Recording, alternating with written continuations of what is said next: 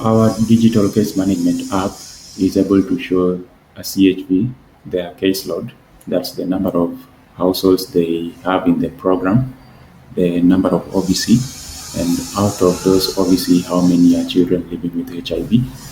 And the app also shows the 4 case management apps that we have digitized. That is Case Plan Achievement Readiness Assessment, Case Plans, OVC Service Monitoring Form, that is called Form 1A, and Caregiver Service Monitoring Form called Form 1B. So this interface, the landing page, shows CHV the number of households that have been assessed and those that have not been assessed. So this summary just tells them how many households they need to follow up on.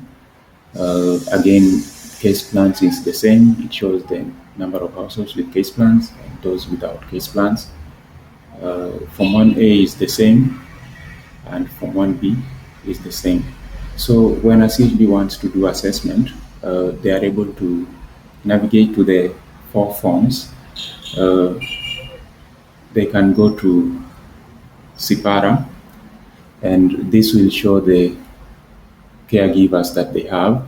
So all the 21 caregivers are displayed here. So depending on which household the CHV is in, or the caseworker, they'll select that particular household, then select date of assessment, fill all those questions that are required. So this interface allows the CHV to administer this CIPARA in all the 4 domains, and at the same time will show the live score across all the domains. So this enables them to see where the household has gaps that they need to plan for together with the household. So I'll just demonstrate by filling out a few. So this is the safe domain. I'll just say yes, yes. Then there are those obviously specific questions that are asked to the children. I'll say no.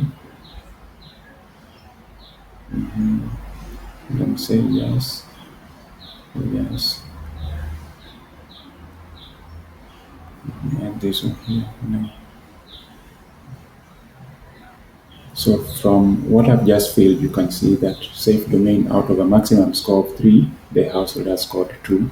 And this can tell the CHB that he or she needs to plan for one benchmark.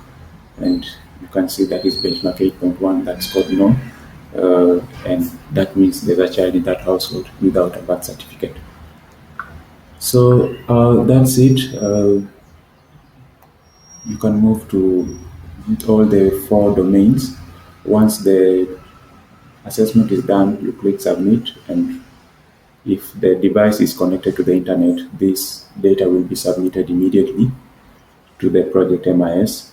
If the device is offline, let's say the CHV or the caseworker rather is at a remote location, this data is stored offline within the device, and once internet is restored, it will automatically be submitted without the CHV's intervention.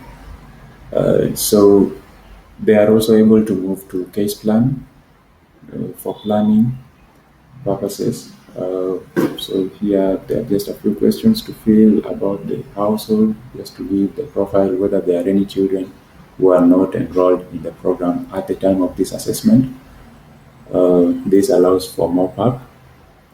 So again, here you are able to select the specific household member you are planning for, or the household member that had a gap. So let's say this child did not have a certificate, that is safe domain.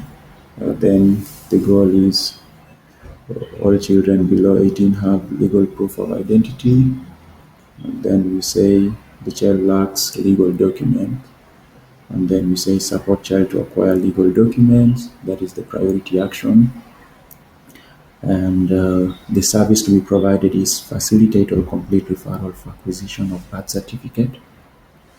And we agree on who is responsible at the household. So there's a role that the caregiver needs to play by availing their ID or whatever role they need to play in facilitating that. Then there's the caseworker's role of following up on that and providing support where needed. Then we agree on a reasonable timeline, let's say by end of September. So that becomes our case plan, and we can we can click submit. Once that is submitted, again it goes to the MIS immediately if there's internet connection. If there isn't, it will be stored on the device and submitted later. So CHB can also go to Form 1A for service monitoring and report on the specific services that have been provided. So this particular child who is 14 years old, let's say the service here is, let's say the service provided to this child is school fees. So we'll just come here and say school fees paid and add that. In case this child has been provided with birth certificate, we'll also come here and say completed referral for acquisition of birth certificate, and you add that. Then you submit. Again, the submission works the same way. If you have internet, it reflects immediately in the MIS. If you don't, it reflects later when you gain access to the internet. Then for Form 1B, for caregiver services, again, this works the same way. You are able to report on the specific services provided to that caregiver, and add them. If there's any critical event, you can specify here.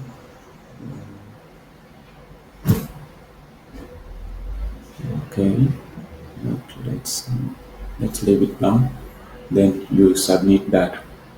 So that's it. In a nutshell, what the CHB is able to do on their mobile phone.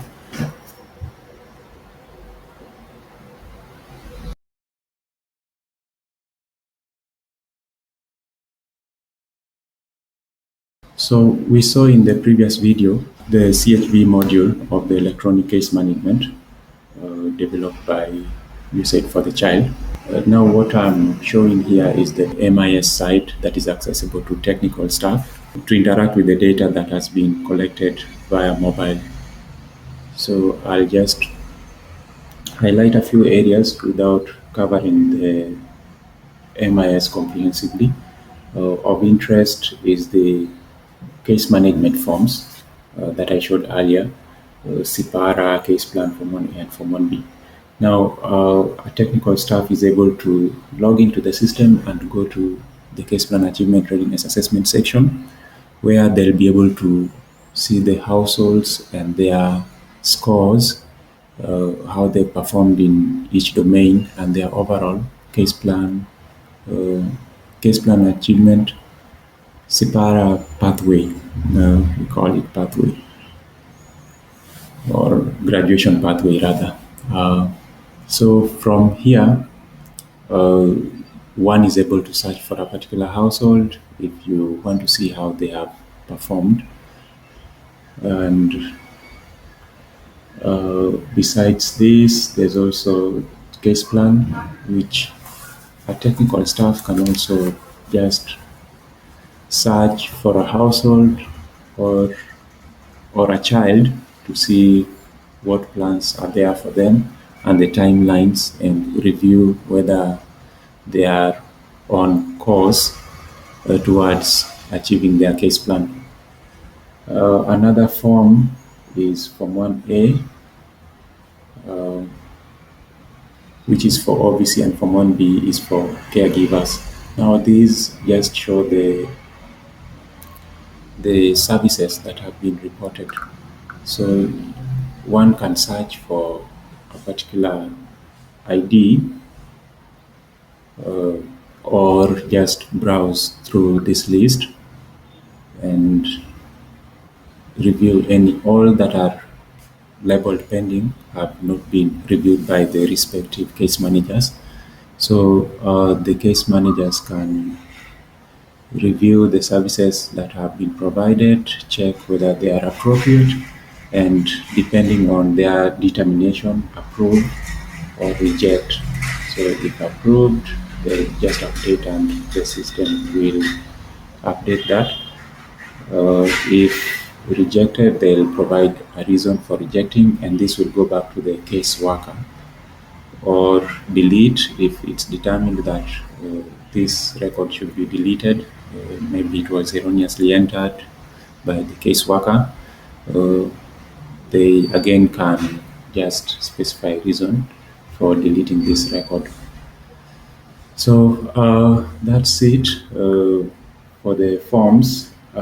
Another critical part of the electronic case management system is the reporting section, where the technical staff is able to generate the reports, and these are exported in a spreadsheet format. So you can download the CIPARA, you can download the case plan, you can download Form 1A, you can download Form 1B data, and any other data that is housed within this MIS. So that's it in a nutshell.